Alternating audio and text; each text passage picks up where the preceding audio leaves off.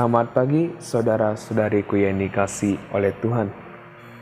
Kembali lagi dengan saya Gregorius Situmorang. Pada pagi hari ini saya akan memberikan renungan harian kepada kita semua yang bertemakan rela dibenci dunia. Baik, saudara-saudariku yang dikasihi oleh Tuhan. Menderita bagi Kristus berarti harus siap dan rela bila dunia membenci dan menolak kita.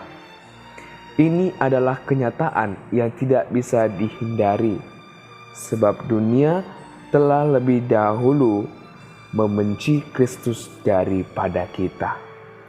Oleh karena itu, janganlah merasa heran jika selama hidup di dunia ini banyak orang Kristen yang harus mengalami tekanan dan perlakuan yang tidak adil, baik itu di tempat kerja maupun di lingkungan masyarakat.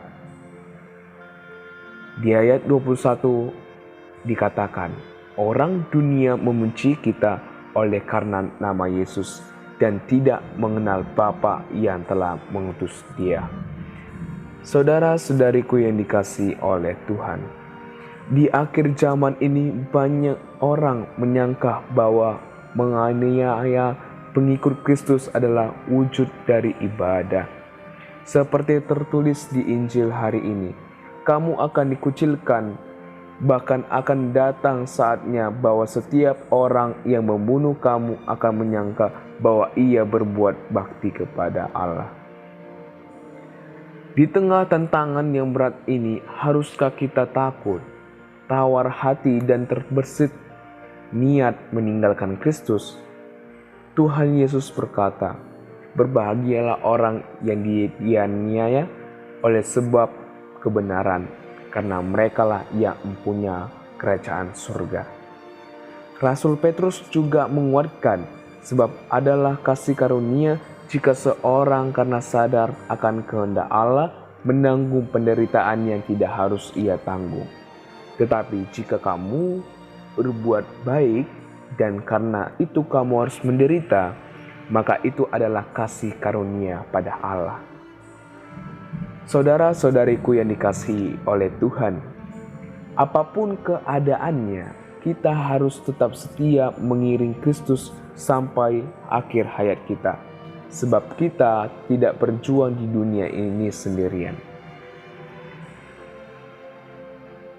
Di bacaan 1 Petrus bab 9 ayat 10. Di situ dikatakan, semua saudaramu di seluruh dunia menanggung penderitaan yang sama, dan Allah sumber segala kasih karunia yang telah memanggil kamu dalam Kristus kepada kemuliaan yang kekal, akan melengkapi, meneguhkan, menguatkan, dan mengokohkan kamu sesudah kamu menderita seketika lamanya. Itulah yang dikatakan Petrus. Baik, saudara-saudariku yang dikasihi oleh Tuhan, menjadi murid Yesus adalah sebuah panggilan untuk menjadi berbeda dalam arti positif. Ketika dunia lebih memilih kenyamanan, kita justru dituntun untuk memaknai tantangan dan kesulitan. Ketika dunia lebih memilih uang sebagai bayaran, kita justru dituntut untuk mensyukuri setiap bentuk berkat. Yesus menghendaki kita memiliki sebuah bentuk kehidupan yang tidak selamanya harus seirama dengan selera dunia.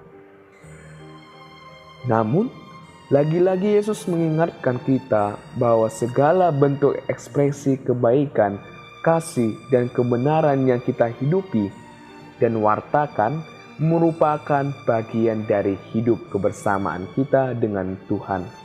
Dalam arti, segala tantangan dan kesulitan yang kita alami, segala bentuk salib dan penderitaan yang kita rasakan merupakan bentuk penyerahan diri kita kepada Dia. Sekalipun kita menderita, tapi hati kita bersuka cita, sebab kita tahu mengapa dan untuk apa kita mengalami itu semua.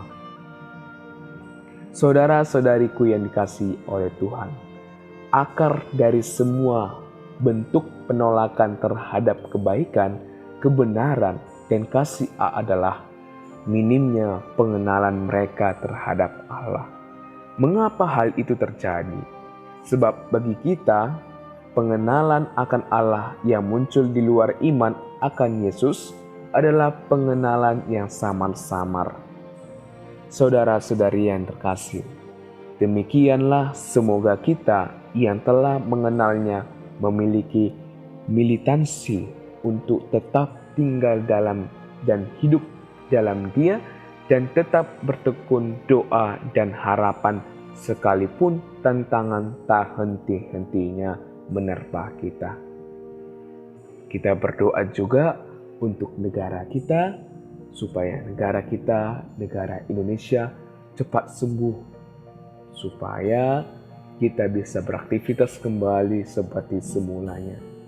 Semoga renungan pada hari ini membawa berkat kita kepada sesama, dan ini menjadi pedoman kita untuk di kehidupan kita.